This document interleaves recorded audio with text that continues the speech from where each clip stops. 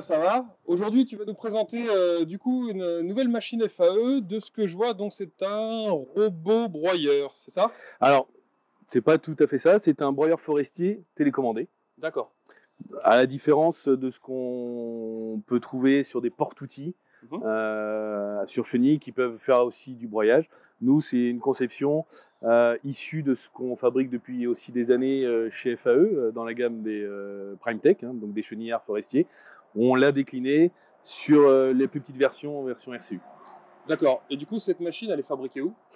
Elle sort de nos usines en Italie, conçue, montée par les mêmes équipes qui développent et montent la gamme PrimeTech. Mais du coup, à quel type de client s'adresse ce produit? Parce que tu m'as dit, donc c'est pas une machine multifonction, c'est un broyeur. On vise quel type de clientèle? Là, on vise des professionnels de l'entretien forestier, de l'entretien des dessous de ligne EDF, des parcs aussi éventuellement sous des panneaux solaires, pour faire aussi du démaquisage, la protection contre le feu, et ainsi de suite. D'accord. Mais c'est une machine, on peut travailler toute la journée avec. C'est de l'usage ponctuel. Est-ce qu'on va vraiment viser de la machine support? Voilà, dans quel type d'application on va utiliser ça? Alors, avec cette machine, tu vas pouvoir travailler toute la journée. Donc c'est une machine de production. C'est une machine de broyage production. forestier. Tout à fait. Ok. Tu nous fais le tour de la machine? Allez, on y va. On commence par où?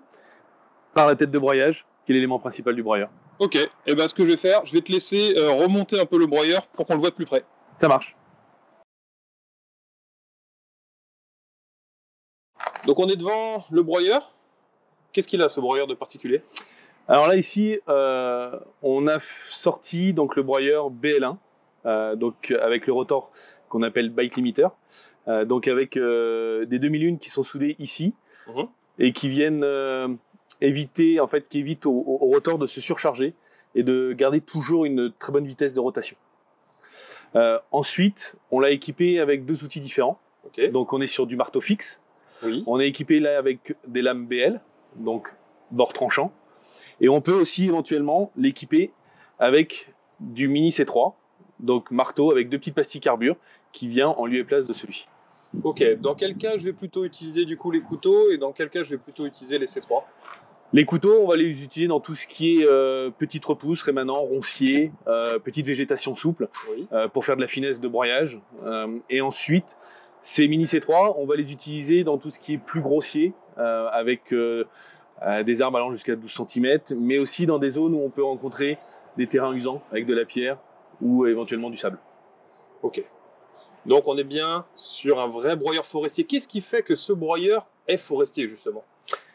Parce que en fait, FAE est concepteur de broyeurs forestiers à la base, et on a développé pour le RCU ce broyeur-là.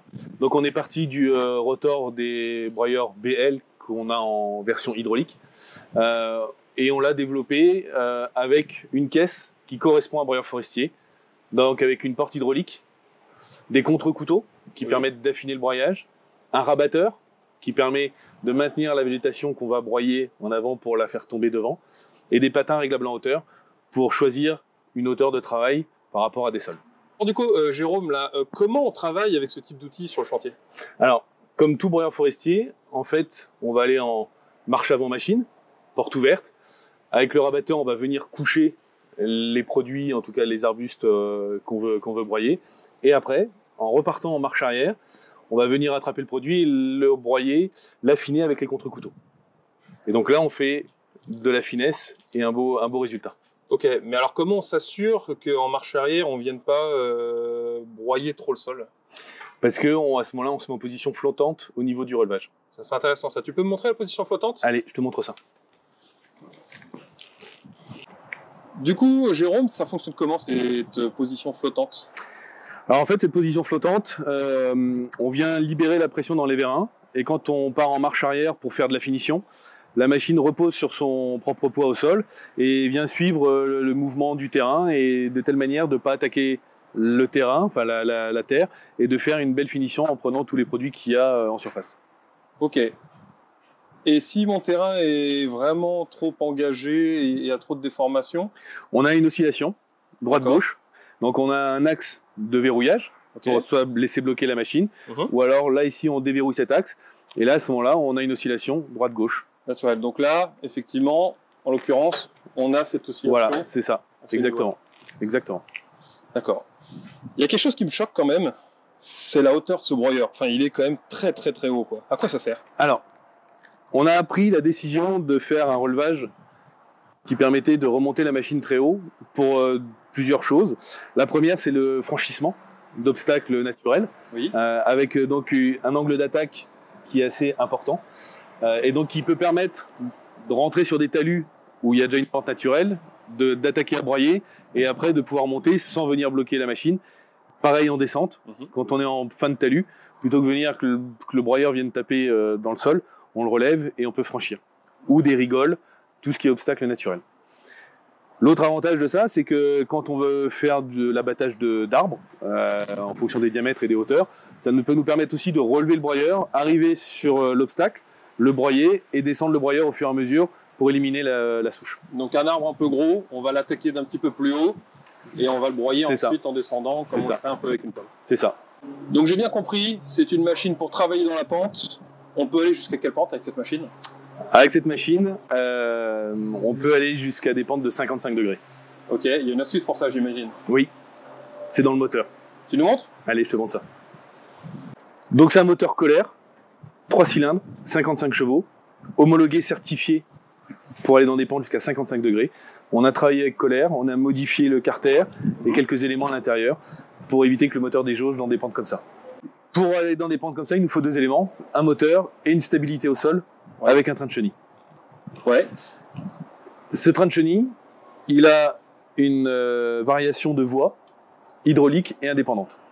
C'est-à-dire que depuis ta radiocommande, tu peux décaler, sortir soit la chenille de droite, soit la chenille de gauche, indépendamment l'une de l'autre, de telle manière de toujours avoir une meilleure stabilité dans la pente. Quand tu es en latéral, tu sens la voie qui est en sous-pente, et inversement. Donc tu n'es pas obligé de sortir les deux voies en même temps. Tout ça depuis la télécommande, en travaillant avec le broyeur. Exactement. Et indépendamment. Exactement. C'est l'avantage. Moi, ce qui m'épate quand même, c'est que ce train de chaîne, il me paraît énorme et il ressemble beaucoup à un train de chaîne type skid steer. Qu'est-ce que tu peux nous dire sur ce train de chaîne? Ce train de chaîne est renforcé, comme sur nos gammes de PT. Le train de chaîne est fait sur mesure pour le RCU. On a une chenille qui est étroite, en 250, protégée par des renforts, qui lui évitent d'avoir des agressions de souches, de pierres ou d'arbres. Le fait que ce train de chaîne soit renforcé, ça lui amène aussi du poids en partie basse et une meilleure stabilité dans les pentes. D'accord, super. Ensuite, dans la conception du train de chaîne, donc on a des galets triple arête montés sur bogie, qui permet d'avoir un bon suivi de terrain. On a une roue folle à l'avant, triple arête, tension automatique, hydraulique, qui est automatiquement gérée par la machine. Donc ça veut dire que cette machine, on n'a pas besoin le matin d'aller vérifier à la pompe à graisse que la chenille soit bien tendue, ce qui en général, on le sait, ça peut générer des déchenillements. Exactement. Ici, c'est la machine qui gère automatiquement la tension par des capteurs et qui envoie de l'huile en permanence pour avoir une bonne tension. Donc si jamais il y a un défaut de tension de chaîne, elle se met en sécurité. Exactement. Donc c'est vraiment un train de chaîne surdimensionné, costaud pour la forêt, comme le reste de la machine, parce que si on regarde bien, en fait, ce qui est assez étonnant, cette machine n'a pas un brin de plastique, il n'y a pas un support plastique, il n'y a pas de capot plastique, c'est que de la ferraille. Exactement. Cette machine, elle reste dans la conception de notre gamme PT, donc tout acier, et conçue pour aller travailler dans la forêt, dans des milieux hostiles. Ok. J'aimerais bien que tu nous parles un petit peu finalement maintenant de la gestion hydraulique et comment cette machine va se déplacer et va entraîner les chenilles, le broyeur et tout ça en même temps. Tu nous montres? Allez, je vous montre ça. Du coup, au niveau hydraulique, on est comme sur la gamme de nos PT, une pompe hydrostatique pour la chenille droite, une pompe hydrostatique pour la chenille gauche, une pompe hydrostatique pour la gestion du broyeur, et on a une pompe, quatrième pompe, pour tout ce qui est accessoire. Toutes les pompes sont gérées électroniquement, ce qui permet d'avoir une gestion optimum au niveau du broyage, de telle manière qu'en fait, en fonction de la puissance demandée hydrauliquement sur le broyage, la vitesse d'avancement se régulera automatiquement. Et si jamais on avait un blocage au niveau du rotor, par une souche, par un morceau de bois, à ce moment-là, on viendrait couper l'alimentation hydraulique de la pompe, ce qui éviterait de faire caler le moteur et d'endommager le turbo. Ok, donc on peut travailler sans trop se préoccuper, même en étant un peu loin de la machine. Quoi qu'il se passe, impossible de caler le moteur. Impossible de caler le moteur. Et donc la machine, quelque part, est intelligente et s'adapte en vitesse de translation à la charge du broyeur. C'est exactement ça. Et du coup, pour refroidir tout ça, on a des radiateurs grande maille avec un ventilateur entraîné hydrauliquement à vitesse variable et réversible. bah, il ne nous reste plus qu'à travailler avec la machine. Et puis de ce que je vois de cette télécommande, c'est un peu un rêve d'enfant, hein. C'est un peu comme une grosse voiture téléguidée. Qu'est-ce qu'on fait avec cette commande? Alors avec cette commande, tu viens commander 100% de la machine. Ouais. Sur la télécommande, tu retrouveras les éléments principaux. Ici, joystick pour la gestion d'avancement, recul, rotation du RCU. Ici, joystick, levée, descente du broyeur, droite-gauche, levée, ouverture, fermeture, porte. Toute cette partie-là, c'est tout ce qui est conduite. Vitesse lente, vitesse rapide, inversion de sens de commande. Ici, c'est la position flottante. Là, ici, inversion du ventilateur de radiateur. Et ici, c'est tout ce qui est commande du broyeur, avec mise en route. Et ici, sélection de la vitesse de rotation. Et aussi, je vois donc l'inversion du rotor quand on l'a calé ou quand il s'est broyé qui s'est bloqué avec des branches. Exactement, des branches, des ronciers, des cordes. Voilà, ce qu'on peut trouver éventuellement en milieu forestier. Et ce qui est génial, c'est qu'on est loin de la machine. Oui. Du coup, on a un écran qui nous remonte pas mal d'informations. Explique-nous un petit peu ce qu'on voit sur cet écran. Alors là, on a un écran de 3,5 pouces. Ouais. Où là, on a la remontée d'informations au niveau régime moteur, régime de rotation, vitesse d'avancement, angle de pente, tout ce qui est aussi réservoir, capacité de réservoir. Le niveau du carburant, c'est ça. Les codes erreurs. Et les codes erreurs, la tension des chaînes aussi, des chenilles. Donc avec un code erreur si jamais elles sont détendues. Exactement. Donc en gros, c'est le tableau de bord de la machine. C'est le tableau de bord, c'est ce qui nous permet de contrôler l'état de fonctionnement en instantané. Il ne reste plus qu'à travailler. Donc, si ce produit vous intéresse, le mieux, c'est d'aller voir votre concessionnaire FAE dans votre région. Donc, par exemple, Forest Pionnier pour toute la région ouest, hormis la Bretagne. N'hésitez pas à contacter votre concessionnaire, votre commercial. On vous fera une présentation et au mieux, un essai du produit. Jérôme, merci beaucoup. Philippe, merci à toi. Et à bientôt sur le terrain. À très bientôt. Au revoir. Ouais.